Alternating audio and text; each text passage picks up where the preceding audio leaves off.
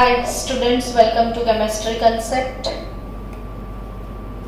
D&A block chapter और text book का आज फिर से एक नेक्स्ट टॉपिक 8.3.12। बच्चों, आप बार बार मुझे बोल रहे हो कि कितने वीडियोस और होंगे इसमें, तो मैं क्या करूं, चैप्टर ही इतना लॉन्ग है। 25 वीडियोस तो मे भी इसमें पॉसिबल है, क्योंकि ना हम हर एक वीडियो में एक ही टॉपिक कर रहे हैं, तो धीरे धीरे आपको समझ भी आए। टॉपिक वाइज वीडियो है तो 8.3.12 आज का टॉपिक है कैटालिटिक प्रॉपर्टीज।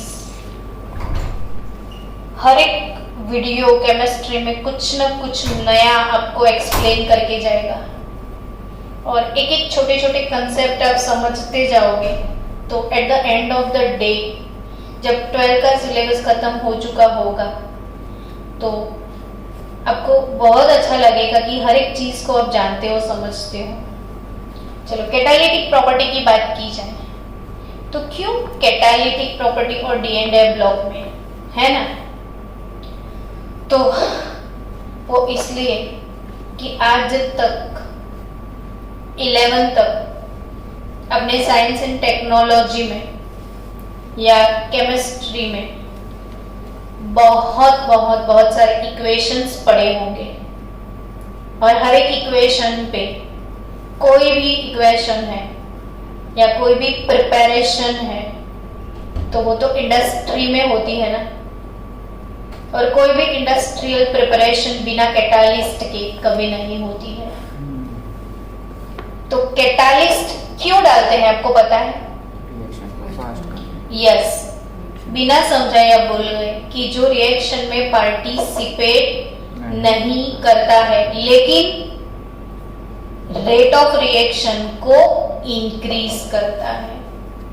आज का जो टॉपिक है ना बच्चों, वो अपने आप में काफी इंपॉर्टेंट टॉपिक है, क्योंकि अब शुरू होने वाले फिजिकल केमिस्ट्री में जैसे केमिकल काइनेटिक चैप्टर होगा, सरफेस केमिस्ट्री चैप्टर होगा, बायोमोलेक्यूल में एंजाइम्स आते हैं, तो सबका एक कॉमन रिलेशन है इस टॉपिक के साथ। बहुत सारी ऐसी बातें हैं जो शायद आप आज सुनो, वो और कई चैप्टर में आप सुनने वाले हो।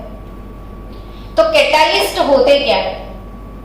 तो कैटालिस्ट वही होते हैं जो रिएक्शन में पार्टिसिपेट नहीं करते हैं लेकिन रेट ऑफ रिएक्शन इंक्रीज करते हैं। तो मन में इमोशन आ गए कि कैसे पार्टिसिपेट नहीं करते और रेट ऑफ रिएक्शन बढ़ा देते हैं भाई, तो वो कैसे? तो चलो एक सिंपल सा एग्जांपल लेते हैं कि अगर आपके पास HI का एक मॉलिक्यूल है, क्या है, और HI का एक दूसरा भी मॉलिक्यूल है। अब HI का एक मॉलिक्यूल, HI का दूसरा मॉलिक्यूल, यानी मैं बोलने जा रही हूँ 2 मोल्स ऑफ HI डिकम्पोज होता है तो आपको मिलेगा H2 गैस, I2 गैस। ठीक है, अब सिंपल सी बात है कि आपके पास 2 मॉलिक्यूल HI के हैं और आपको इससे क्या मिलने वाला है, H2 और I2। हे समझना, बहुत मस्त है, इधर बैठे बैठे आपका प्रिपेयर हो जाएगा कि एक मॉलिक्यूल और दूसरे मॉलिक्यूल के बीच में ऐसा क्या होगा तो H2I2 बनेगा, है ना। तो क्या होने वाला, क्या होगा, सोचो। रिएक्शन होगा, लेकिन रिएक्शन कब होगा? रिएक्शन होने के लिए कोई रिक्वायरमेंट है? जैसे आपको नीट क्रैक करने के लिए रिक्वायरमेंट क्या है, तो हार्डवर्क, बेस्ट कोचिंग इंस्टीट्यूट चाहिए, आपको खुद को हार्डवर्क करना पड़ेगा, सारे कंसेप्ट समझने पड़ेंगे, तब जाके आपका क्रैक हो जाएगा। तो एक एक रिक्वायरमेंट है, तो ऐसा क्या होगा इन दोनों के बीच में, तो ये मिलेगा आपको।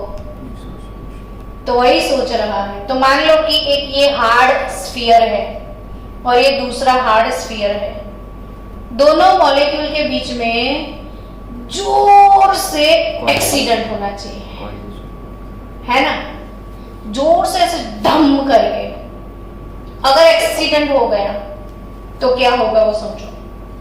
तो जोर से इन दोनों के बीच में कोलिजन हुआ तो H और I जोर से ऐसे, तो HH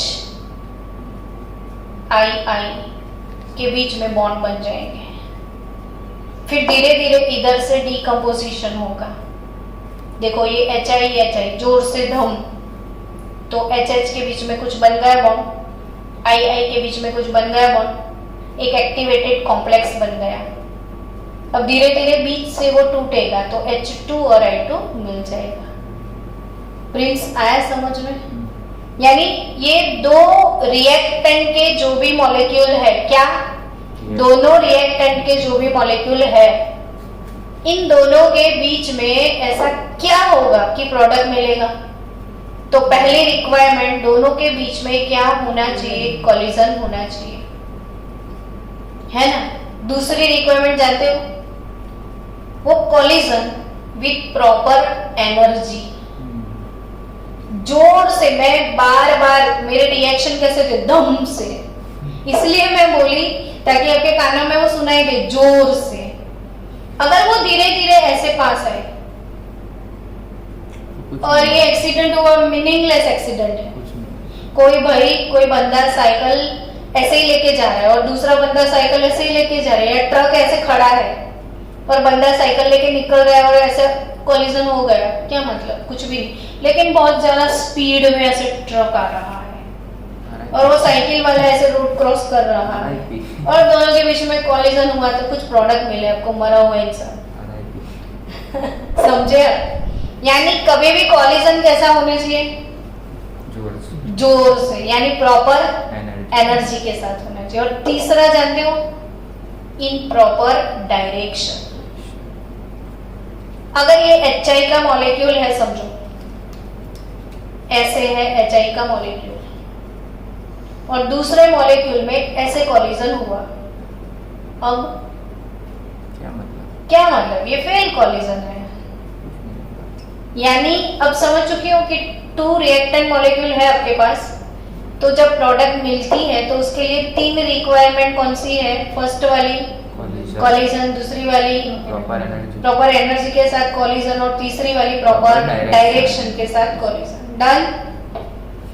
अब स्टूडेंट, ये तीनों रिक्वायरमेंट फुलफिल नहीं होती है तो रिएक्शन नहीं होते या स्लो हो जाते हैं, है ना। तो अब इनको ये तीनों कंडीशन, कोई ऐसा आपके पास थर्ड पार्टी हो कि जो ये तीनों कंडीशन को फिजिबल बना दे, और तो रिएक्शन हो जाएगा कि नहीं। तो वही थर्ड बंदा कौन, कैटालिस्ट, है ना। और कैटालिस्ट का काम क्या है वो समझते हैं। तो ये A2 एक मॉलिक्यूल है, बिट्टू एक अपना मॉलिक्यूल है, और A2 बिट्टू बनाने वाले हैं AB, ठीक है। लेकिन A2 बिट्टू AB कब बनाएंगे, जब उनके बीच में कोलिजन होगा। कोलिजन कब होगा, जब लोग दोनों नजदीक आएंगे, है ना। तो नजदीक आने के लिए कैटालिस्ट डाल दो। मान लो आपने ये कैटालिस्ट डाला हुआ है ना। मैंने इसी शेप का कैटालिस्ट इसलिए बनाया कि ये जितने भी ट्रांजिशन मेटल है उनका जो पाउडर है, इनकी सरफेस पे ऐसे पीक पॉइंट्स होते हैं।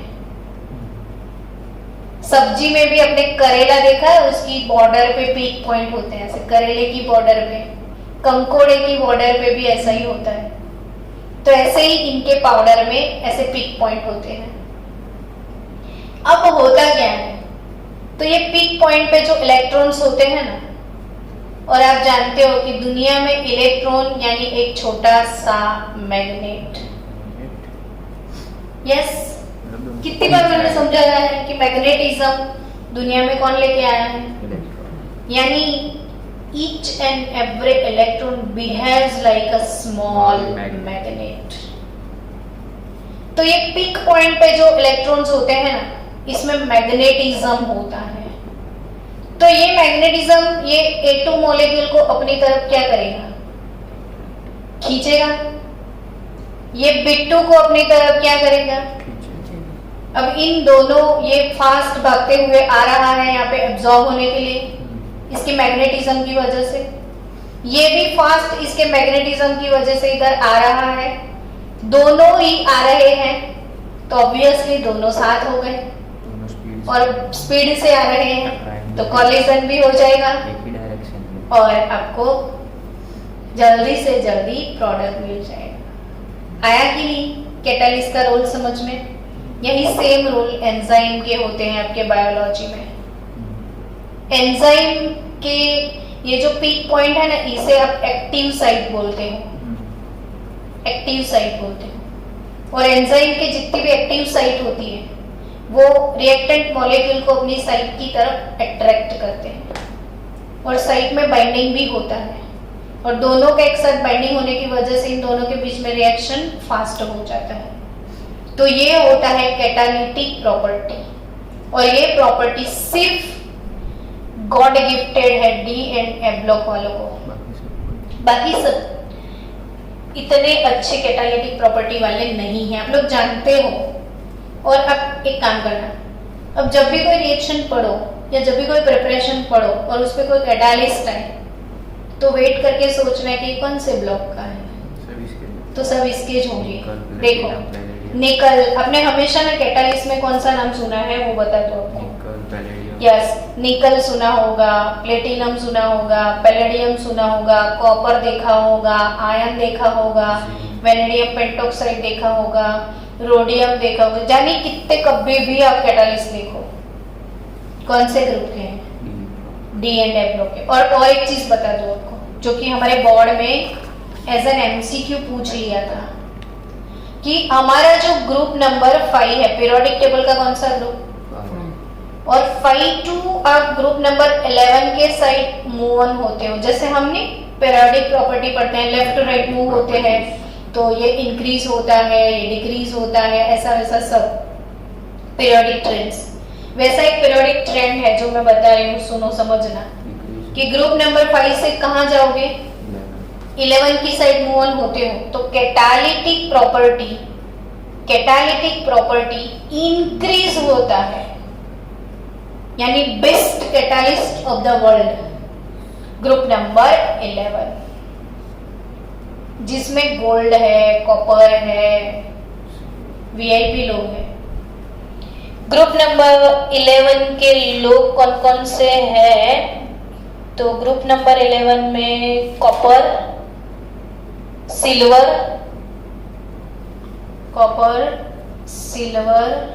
गोल्ड।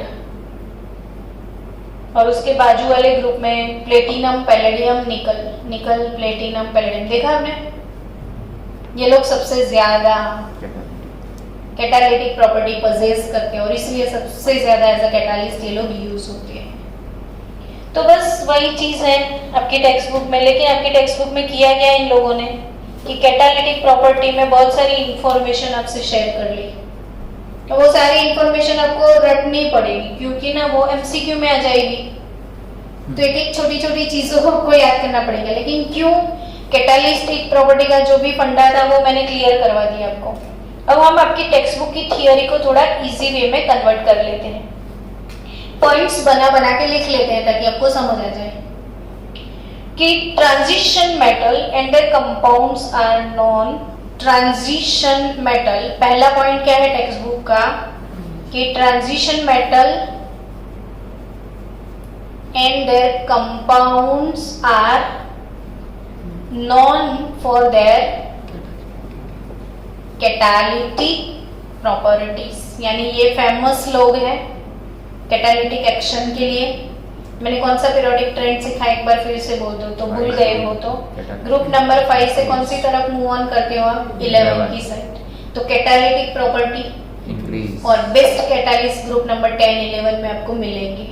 चलो नेक्स्ट आपकी टेक्स्ट बुक बोल रही है this activity is ascribed to their ability to adopt multiple oxidation state and to form complexes. This activity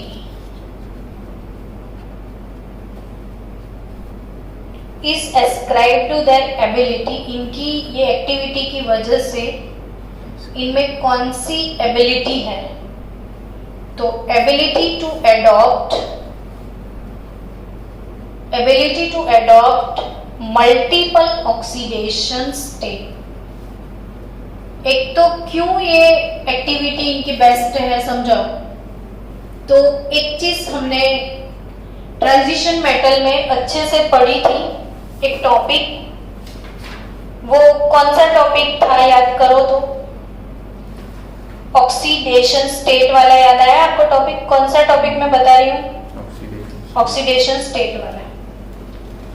तो ऑक्सीडेशन स्टेट की मैं बात करूं तो मैक्सिमम ऑक्सीडेशन स्टेट में वैरायटी आपको कौन से ब्लॉक में मिलती है?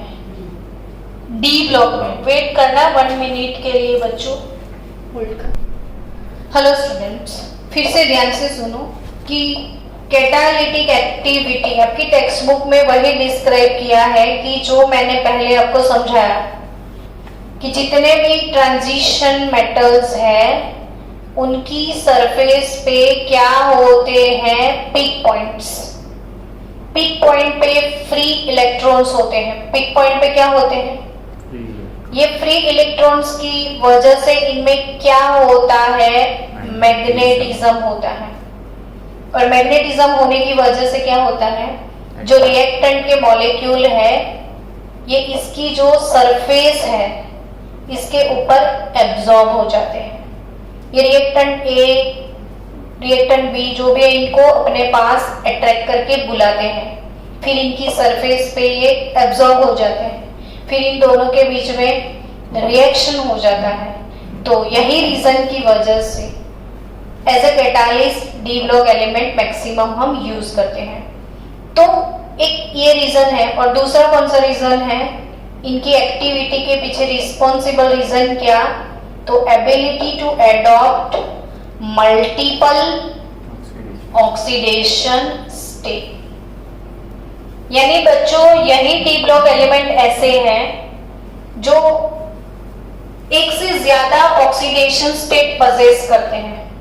अब सबको पता है सोडियम है तो वो हमेशा +1 ही रहेगा, मैग्नीशियम है तो हमेशा +2 होता है, लेकिन आपके डी ब्लॉक का Fe है तो वह Fe2 भी बनेगा, Fe3 भी है, फिर Fe2 Fe3 में भी कन्वर्ट होता है, Fe3 Fe2 में भी कन्वर्ट होता है। यानी इनके ऑक्सीडेशन स्टेट एक दूसरे में इंटर कन्वर्टिबल होते हैं। क्या होते हैं? Inter convertible. इसकी वजह से भी ये लोग कैटालिटिक प्रॉपर्टी बहुत अच्छी शो कर सकते हैं। तो इनकी एक मेन खासियत क्या है? मल्टीपल ऑक्सीडेशन स्टेट, और वो भी ऑक्सीडेशन स्टेट इंटरचेंज भी कर सकते हैं। क्या कर सकते हैं? इंटरचेंज। जैसे क्रोमियम 6 है तो वो क्रोमियम 3 में भी कन्वर्ट हो जाता है। ये चीज मैंने आपको ऑक्सीडेशन स्टेट वाले फंडा सिखाया था ना, तब सिखाई थी कि क्रोमियम का 6 भी हो सकता है क्योंकि वो 6th ग्रुप का मेंबर है। क्रोमियम कौन से ग्रुप का मेंबर है? पीरियोडिक टेबल के 6th ग्रुप का। तो ऑब्वियसली उसका मैक्सिमम ऑक्सीडेशन स्टेट क्या रहेगा? 6 रहेगा ना। लेकिन इसका स्टेबल कौन सा है? 3। तो कभी भी Cr6 वाला कंपाउंड आपने ले लिया तो किसमें चेंज होने का ट्राई करेगा? Cr3 में चेंज होने का ट्राई करेगा। तो इसलिए ये JEE नीट के लिए आपको एक चीज, ये बार बार बहुत सारे चैप्टर में मैंने पढ़ाया हुआ है, लेकिन इसको पढ़ के थक जाओ उतना पढ़ो ताकि कभी भूल नहीं जाओ। मैं एक रेडिकल लिखती हूँ, आप मुझे नाम बताओगे। Cr2O7 -2। कौन इसका नाम बोलेगा? बोलो तो बच्चों। डाइक्रोमेट। ये कौन सा रेडिकल है? डाइक्रोमेट आयन है। ये क्या है? अब डाइक्रोमेट कभी भी एसिडिक मीडियम में रखोगे आप तो वो क्रोमियम 3 में कन्वर्ट हो जाता है। क्यों कन्वर्ट हुआ? तो सोचो, डाइक्रोमेट में क्रोमियम का ऑक्सीडेशन स्टेट क्या है? +6। क्रोमियम का स्टेबल वाला कौन सा है? +3। और सबको ना हमेशा कौन सी तरफ भागने की इच्छा होती है? स्टेबिलिटी की तरफ। सबको क्या पसंद आता है? स्टेबिलिटी। तो डाइक्रोमेट अगर एसिडिक मीडियम में रख दिया तो वो 6 से क्या होने का ट्राई करेगा? 3। तो वो 6 से 3 होने का ट्राई कर रहा है, तो ऑब्वियसली इसका ऑक्सीडेशन स्टेट जो कि +6 है हो रहा है +3। ऑक्सीडेशन स्टेट का डिक्रीज मिला आपको। Decrease in oxidation state is nothing but reduction. अगर वो खुद रिड्यूस होना ही चाहता है तो obviously it's a strong oxidising agent. आई बात समझ में? तो dichromate in acidic medium act as a strong oxidising agent. Explain why. तो बोल देना कि क्रोमियम में, डाइक्रोमेट में क्रोमियम का ऑक्सीडेशन स्टेट कौन सा है? जो कि उसका मैक्सिमम ऑक्सीडेशन स्टेट है अकॉर्डिंग टू 6th ग्रुप। उसको स्टेबल बनने, लेकिन उसका ऑक्सीडेशन स्टेट ये स्टेबल नहीं है। स्टेबल वाला कौन सा है? इसका 3 वाला। सो उसको स्टेबिलिटी की तरफ जाना है। तो 6 वाला किस में कन्वर्ट होना चाहता है? 3 में। हमेशा सोचेगा मैं कब 3 में चला जाऊं। तो कोई भी इसको मिलता है तब वो किस में कन्वर्ट होने का ट्राई करता है? 3 में। यानी अपने आप को क्या करना है? हमेशा रिड्यूस करता है ना। तो दूसरे का क्या होगा? ऑक्सीडेशन हो जाएगा, यानी दूसरे रिएक्शन फास्ट हो जाएगी इनकी वजह से। सामने वाला का तो इजीली ऑक्सीडेशन हो जाएगा ना इसकी वजह से। तो ये भी एक अच्छा कैटालिस्ट बन गया। तो यही चीज है कि एक्टिविटी का दूसरा रीजन क्या है? Ability to adopt multiple oxidation state. आया कि नहीं समझ में? जब तक समझ नहीं आता है तब तक आप मुझे बताओ, हम तब तक एक्सप्लेन करेंगे। लेकिन पढ़ने का मजा आना चाहिए, टाइम पास नहीं करना है, हमें पढ़ना है। तो सारे बच्चों को, प्रिंस अभी तो मेरे सामने बैठा है, मुझे ये बता, मैं आज ये समझा रही हूँ कि transition metal and the compound are known for catalytic property, है ना? ये बेस्ट कैटालिस्ट है। अब क्यों ये बेस्ट कैटालिस्ट है? इसके पीछे का रीजन क्या है? तो फर्स्ट रीजन क्या है कि इनका शेप, इनके पास क्या है? पिक पॉइंट है। पिक पॉइंट पे क्या है? फ्री इलेक्ट्रॉन है। ड्यू टू फ्री इलेक्ट्रॉन क्या है इसके पास? मैग्नेटिज्म है। मैग्नेटिज्म होने की वजह से वो रिएक्टेंट को क्या करते हैं? अपनी सरफेस पे अट्रैक्ट करते हैं। उसकी वजह से रिएक्टेंट उसकी सरफेस पे एब्जॉर्ब हो जाते हैं, उनके बीच में रिएक्शन हो जाता है और रिएक्शन जल्दी खत्म हो जाता है। यानी दो रिएक्टेंट को मिलाने का काम वो आसानी से कर लेता है, तभी ये लोग एज ए कैटालिस्ट यूज होते हैं। दूसरा रीजन कौन सा समझा है? Multiple, they have ability to adopt multiple oxidation state. Fe2 है हुआ कभी तो Fe3 बन जाता है, Fe2 बन जाता है। यानी इनके पास मल्टीपल ऑक्सीडेशन स्टेट तो है, लेकिन इंटरचेंजिंग एबिलिटी भी बहुत अच्छी है। तो ये एक एक्सप्लेन किया एज अ सिंपल एग्जांपल कि डाइक्रोमेट आप एज अ कैटालिस्ट यूज कर सकते हो। व्हाई? बिकॉज इसका 6 भी है 3 भी है, एक अनस्टेबल है एक स्टेबल है, तो इसकी वजह से they are used as a strong oxidising agent को, जो दूसरों को क्या कर लेंगे? ऑक्सीडाइज कर लेंगे। तो किसी का ऑक्सीडेशन करना है तो as a strong oxidising agent हम K2Cr2O7 यूज कर सकते हैं। मैंगनीज का भी वही फंडा है। देखो, मैंगनीज ट्रांजिशन मेटल है। मैंगनीज का एक कंपाउंड है KMnO4, जिसमें मैंगनीज का ऑक्सीडेशन स्टेट है +6। हालांकि मैंगनीज का स्टेबल ऑक्सीडेशन स्टेट है +2, सॉरी इसमें +7 है मैंगनीज का ऑक्सीडेशन स्टेट। अभी मैंगनीज 7th ग्रुप का मेंबर है, मैक्सिमम +7 है, लेकिन इसका स्टेबल कौन सा है? +2। तो कभी भी MnO4 क्या चाहेगा? 7 से 2 में आ जाओ। तो 7 से 2 में कन्वर्ट होने की इसकी तीव्र इच्छा है, तो वो हमेशा अपने आप को क्या करता है? डिक्रीज कर रहा है, यानी अपने आप को क्या कर रहा है? रिड्यूस। तो सामने वाला ऑब्वियसली ऑक्सीडाइज हो जाएगा। सो KMnO4 is used as a strong oxidizing agent. और वो स्ट्रॉन्ग इसलिए है दोनों कि अपने मैक्सिमम ऑक्सीडेशन स्टेट में है, 7 से आगे तो जाने वाला ही नहीं है, पीछे ही आएगा तो। डाइक्रोमेट भी 6 ग्रुप का मेंबर है क्रोमियम, तो KMnO4 and A2Cl2O7 used as a strong oxidizing agent because of they have ability to adopt multiple oxidation state. दूसरी बात, आपकी टेक्स्ट बुक में बहुत सारे ऐसे एग्जाम्पल दिए हैं कि हम कहाँ कहाँ पे कैटालिस्ट यूज करते हैं। तो उसके बाद एक एग्जाम्पल है vanadium oxide V2O5, vanadium pentoxide है ये। कौन है vanadium pentoxide? V2O5 vanadium pentoxide used in contact process. अभी आपका MCQ भी बनेगा बच्चों, ये भी 3 चैप्टर में आपको सेम चीजें पढ़नी है। एक सरफेस केमिस्ट्री में फिर से ये कैटालिस्ट टॉपिक आएगा, जिसमें जितने भी कैटालिस्ट आप पढ़ने वाले हो सारे विद एग्जाम्पल आपको बाय हार्ट करने हैं, और ये सारे MCQ में भी आएंगे, और यही सेम टॉपिक P ब्लॉक में भी है, कॉन्टैक्ट प्रोसेस। तो अब मैं बोल रही हूँ तो आपको याद भी कर लो कि ऐसा कोई प्रोसेस है भाई, कॉन्टैक्ट प्रोसेस।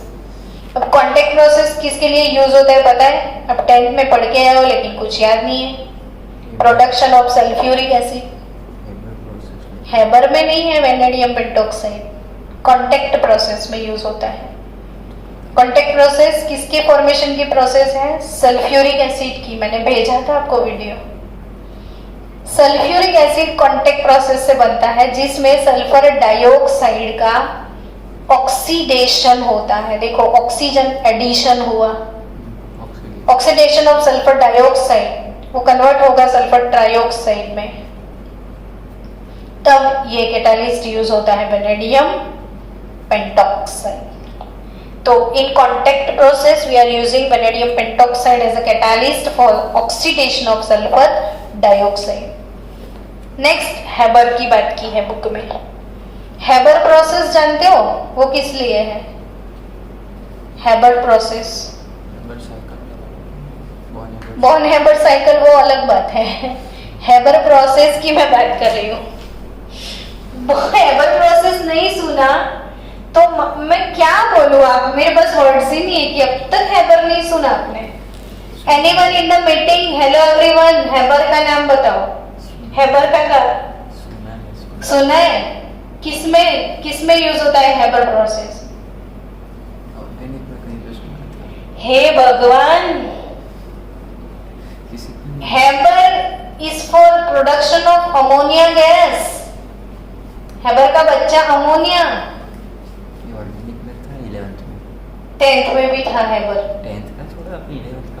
तो Haber process production of ammonia gas, उसमें finely divided iron Fe as a catalyst use होता है।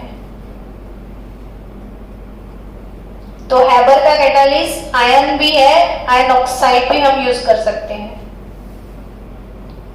निकल का तो सुना होगा ना? निकल कहाँ सुना है? Vegetable ghee from vegetable oil, hydrogenation. ये अल्कीन है, ओलेफिन। अल्कीन को हम ओलेफिन बोलते हैं। ओलेफिन का हाइड्रोजिनेशन यानी addition of hydrogen in presence of nickel, platinum और पैलेडियम, सुना है ना? तो इथेन मिलता है। तो ये है हाइड्रोजिनेशन। हाइड्रोजिनेशन यानी कैटालिटिक हाइड्रोजिनेशन। तो ये सारे एग्जाम्पल थे आपके कैटालिटिक एक्शन के कि कहाँ कहाँ पे एज ए कैटालिस्ट हमने यूज किया है। फिर उसके बाद और थोड़ी बहुत चीजें आपकी टेक्स्ट बुक में दी गई है, वो समझ लेते हैं कि ऑक्सीडेशन स्टेट में जो चेंज होता है, मैंने अभी आपको ऑक्सीडेशन चेंज वाला एक एडिशनल एग्जांपल एक्सप्लेन किया MnO4, फिर मैंने आपको एक्सप्लेन किया वो डाइक्रोमेट वाला। बट ऑक्सीडेशन स्टेट में चेंज होने का और एक एग्जांपल आपकी टेक्स्ट बुक में है, उसको समझते हैं।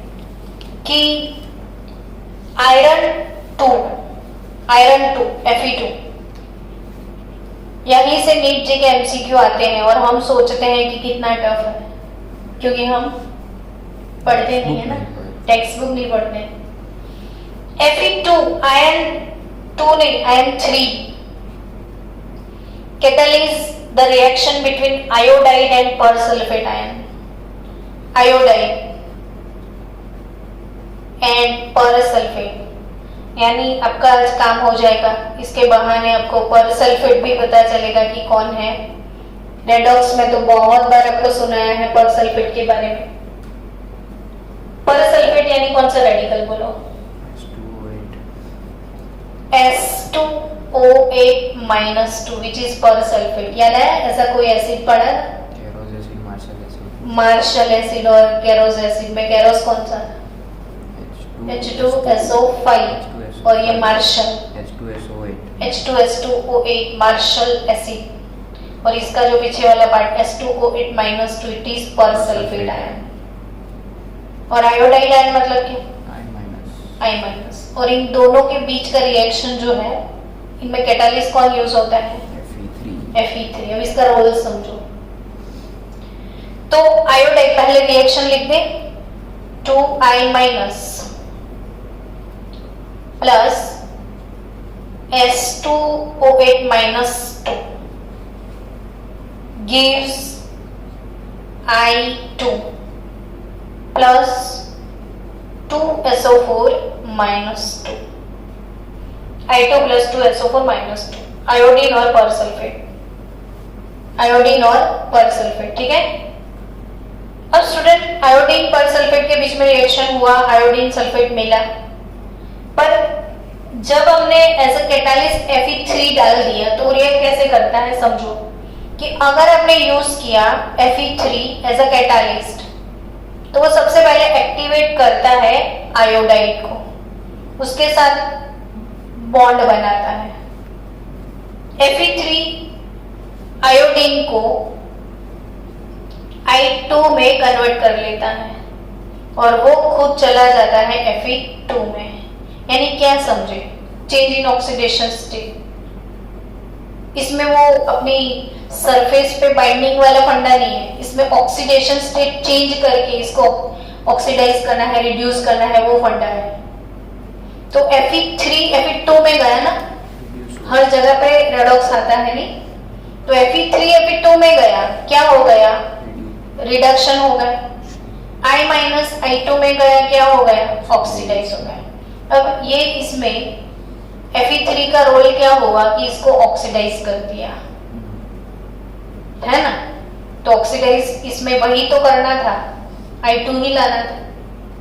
तो आयोडीन से I2 में कन्वर्ट करने वाला कैटालिस्ट बन गया Fe3 ने, परसल्फेट का तो कोई रोल ही नहीं आया। समझे कि नहीं समझे? तो कैटालिस्ट Fe3 ने इसका काम जो है इजी बना दिया। तो Fe3 आयोडीन को किस में कन्वर्ट कर देता है? I2 में। अब होता क्या है, जो 2Fe2 है, ये वाला Fe2 में जो कन्वर्ट हो गया Fe2 परसल्फेट का क्या कारोबार करता है वो देखो। Fe2 जो है वो S2O8-2, देखो Fe पहले आयोडीन को ऑक्सीडाइज करके Fe2 में आ गया। अब Fe2 इसका कारोबार सेट कर देगा S2O8-2 का, और Fe2 वापिस से चला जाएगा Fe3 में, और ये 2 से 3 बना। अब ये इसका क्या हो गया? तो ये इसका रिडक्शन हो जाएगा सल्फेट में। आया कि नहीं समझ में? एक्चुअली दिख क्या रहा है, इन दोनों के बीच का रेडॉक्स दिखा आपको। ये I- ऑक्सीडाइज हुआ और S2O-2 रिड्यूस हुआ, हाँ या ना? तो एक ऑक्सीडाइज हुआ, एक रिड्यूस हुआ, रिएक्शन स्लो था, किसके आने की वजह से काम फटाफट हो गया? Fe3 एज अ कैटालिस्ट डाल दिया। तो अब एज अ कैटालिस्ट Fe3 ने क्या किया? पहले आयोडीन को ऑक्सीडाइज करके वो खुद रिड्यूस हो गया Fe2 में, हाँ या ना? नहीं समझ में आ रहा है पर सल्फेट वाला कुछ पता नहीं। अभी ये समझना वो तो पहले समझ कि Fe3 किस में आया, Fe2 तो 2I माइनस किस में आया, I2 तो 3 से 2 हुआ क्या, रिडक्शन रिडक्शन हुआ। तो आयोडीन का क्या हुआ, ऑक्सीडेशन। तो आयोडीन वाला जो रिएक्शन है ऑक्सीडाइज होना था, ये हो गया। अब हमारे पास Fe2 है, वो अब इस किसके साथ वो रिएक्ट करेगा, पर सल्फेट के साथ। पर सल्फेट का कारोबार क्या समझ नहीं आता, ऑक्सीडेशन स्टेट निकाल दे। अब जानते हो कि मार्शल एसिड में सल्फर का +6 था, तो ये 2 सल्फर का +12 होगा ना इधर, और इधर सल्फेट में सल्फर का +4 यानी इसके हिसाब से +8 हो गया। तो 12 से डिक्रीज हो गया, कितना हो गया, तो Fe इंक्रीज हो गया और ये डिक्रीज हो गया। तो Fe खुद ऑक्सीडाइज हो रहा है, तो सामने वाला क्या होगा, रिड्यूस। तो यानी इसको रिड्यूस भी कर लिया Fe ने। Fe पहले 3 से 2 बन के इसको ऑक्सीडाइज कर लिया, अब 2 से 3 बन के इसको रिड्यूस कर लिया। अपनी आइडेंटिटी बदली नहीं। अपनी आइडेंटिटी चेंज नहीं की, और जैसे लास्ट में था वैसे ही वापस मिल जाएगा ना आपको। तो है ना कमाल का रिएक्शन। तो कैटालिटिक प्रॉपर्टी डी&F ब्लॉक, आपको कंसेप्ट कंप्लीटली क्लियर हो चुका है। अब next formation of interstitial compound and alloy formation, ये दोनों एक साथ में कल पढ़ेंगे।